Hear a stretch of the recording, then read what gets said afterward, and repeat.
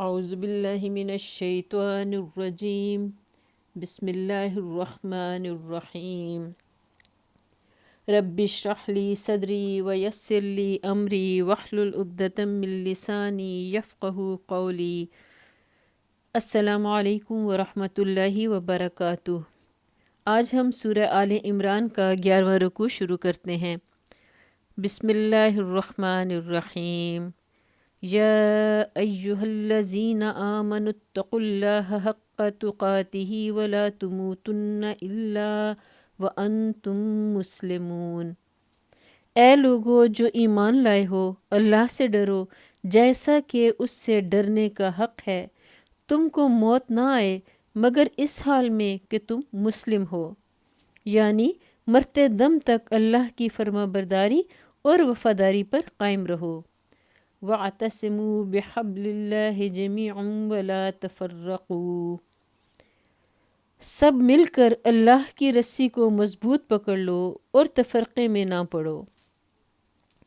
اللہ کی رسی سے مراد اس کا دین ہے، اور اس کو رسی سے اس لیے تعبیر کیا گیا ہے کہ یہی وہ رشتہ ہے جو ایک طرف اہل ایمان کا تعلق اللہ سے قائم کرتا ہے اور دوسری طرف تمام ایمان والوں کو باہم ملا کر ایک جماعت بناتا ہے۔ اس رسی کو مضبوط پکڑنے کا مطلب یہ ہے کہ مسلمانوں کی نگاہ میں اصل اہمیت دین کی ہو، اسی سے ان کو دلچسپی ہو، اسی کی اقامت میں وہ کوشاں رہیں اور اسی کی خدمت کے لیے آپس میں تعاون کرتے رہیں۔ وَاذْكُرُوا نِعْمَتَ اللَّهِ عَلَيْكُمْ إِذْ كُنْتُمْ أَعْدَاءً فَأَلَّفَ بَيْنَ قُلُوبِكُمْ فَأَصْبَحْتُمْ بِنِعْمَتِهِ إِخْوَانًا۔ اللہ کے اس احسان کو یاد رکھو جو اس نے تم پر کیا ہے۔ تم ایک دوسرے کے دشمن تھے، اس نے تمہارے دل جوڑ دیے اور اس کے فضل و کرم سے تم بھائی بھائی بن گئے۔ وَكُنْتُمْ عَلَى شَفَا حُفْرَةٍ مِّنَ النَّارِ فَأَنْقَذَكُم مِّنْهَا۔ تم آگ سے بھرے ہوئے ایک گڑھے کے کنارے کھڑے تھے، اللہ نے تم کو اس سے بچا لیا۔ یہ اشارہ ہے اس حالت کی طرف جس میں اسلام سے پہلے اہل عرب مبتلا تھے۔ قبائل کی باہمی عداوتیں، بات بات پر ان کی لڑائیاں اور شب و روز کی کشت و خون، جن کی بدولت قریب تھا کہ پوری عرب قوم نیست و نابود ہو جاتی، اس آگ میں جل مرنے سے اگر کسی چیز نے انہیں بچایا تو وہ یہی نعمت اسلام تھی۔ یہ آیات جس وقت نازل ہوئی ہیں اس سے 3-4 سال پہلے ہی مدینہ کے لوگ مسلمان ہوئے تھے، اور اسلام کی یہ جیتی جاگتی نعمت سب دیکھ رہے تھے کہ اوس اور خزرج کے وہ قبیلے جو سالہ سال سے ایک دوسرے کے خون کے پیاسے تھے، باہم مل کر شیر و شکر ہو چکے تھے، اور یہ دونوں قبیلے مکے سے آنے والے مہاجرین کے ساتھ ایسے بے نظیر ایثار و محبت کا برتاؤ کر رہے تھے جو ایک خاندان کے لوگ بھی آپس میں نہیں کرتے۔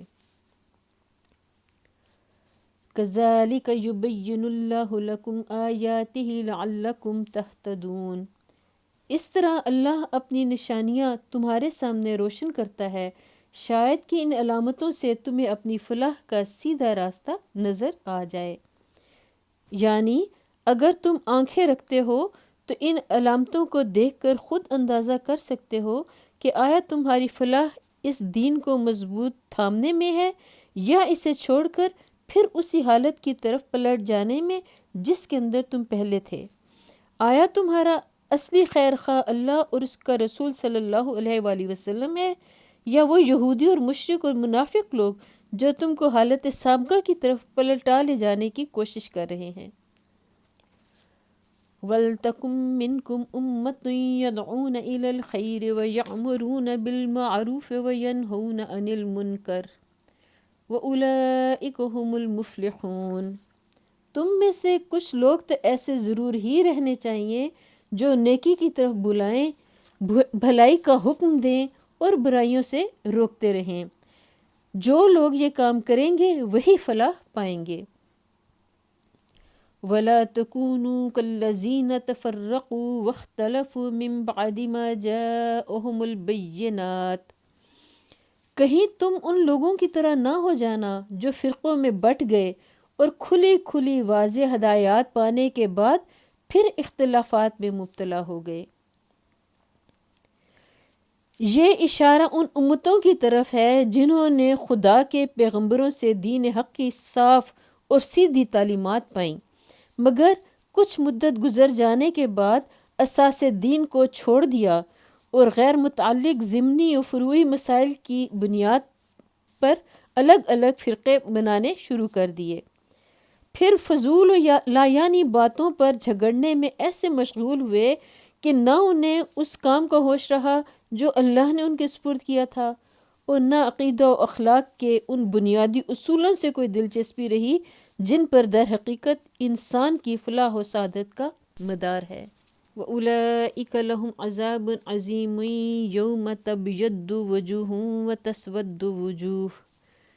جنہوں نے یہ روش اختیار کی وہ اس روز سخت سزا پائیں گے جب کہ کچھ لوگ سرخرو ہوں گے اور کچھ لوگوں کا منہ کالا ہوگا۔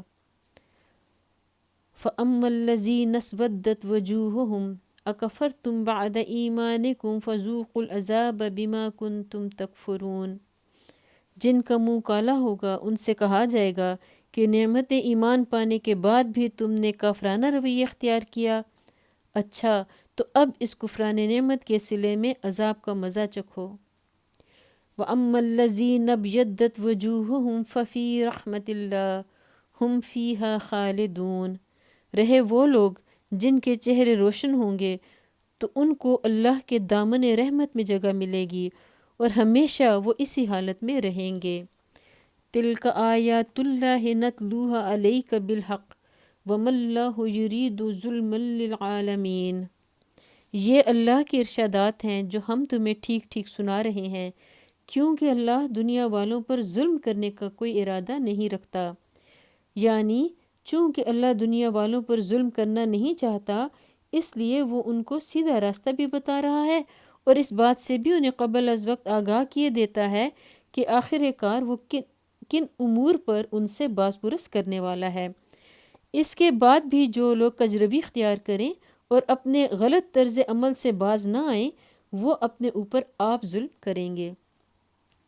وَلِلَّهِ مَا فِي السَّمَاوَاتِ وَمَا فِي الْأَرْضِ وَإِلَى اللَّهِ تُرْجَعُ الْأُمُورُ۔ زمین و آسمان کی ساری چیزوں کا مالک اللہ ہے اور سارے معاملات اللہ ہی کے حضور پیش ہوتے ہیں۔ یہاں ہمارا 11واں رکوع مکمل ہوتا ہے۔ اللہ تعالیٰ سے دعا ہے کہ ہم نے جو پڑھا جو سنا اسے سمجھنے کی اور بہترین عمل کرنے کی توفیق عطا فرمائے۔ اللہ تعالیٰ ہمارے گناہوں کو معاف فرمائے، اور پڑھنے کے دوران مجھ سے کوئی غلطی ہو گئی ہو تو اللہ تعالیٰ مجھے معاف فرمائے، آمین۔